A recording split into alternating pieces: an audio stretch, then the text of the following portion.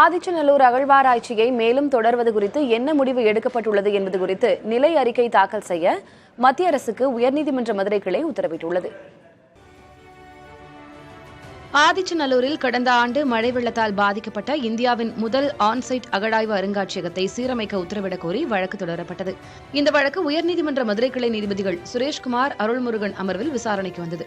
அப்போது மத்திய அரசு தரப்பில் சி பிரிவில் அருங்காட்சியகம் அமைப்பதற்கு தயாராக உள்ளதாகவும், நிலம் வழங்குவதில் பிரச்சினை ஏற்பட்டு வழக்கு நீதிமன்றத்தில் உள்ளதாகவும் தெரிவிக்கப்பட்டது. மேலும் தமிழக அரசு நிலம் வழங்கினால் அருங்காட்சியகம் அமைப்பது குறித்து உரிய முடிவு எடுக்கப்படும் என்றும், பி பிரிவு தற்காலிக அருங்காட்சியகத்திற்கு எந்த பாதிப்பும் ஏற்படவில்லை எனவும் விளக்கம் அளிக்கப்பட்டது. அப்போது நீதிபதிகள் ஆதிச்சநல்லூர் அகழ்வாராய்ச்சி நடந்த பகுதியில் நிரந்தர அருங்காட்சியகம் அமைப்பதற்கு பொதுமக்களிடமிருந்து நிலம் கையகப்படுத்துவது ஏன் என கேள்வி எழுப்பினர். மேலும் அதே பகுதியில் அருங்காட்சியகம் அமைக்க தகுதியான அரசு நிலங்கள் இருப்பின் அவற்றை கண்டறிந்து அறிக்கை தாக்கல் செய்யவும் தூத்துக்குடி ஆட்சியருக்கு நீதிபதிகள் உத்தரவிட்டனர்.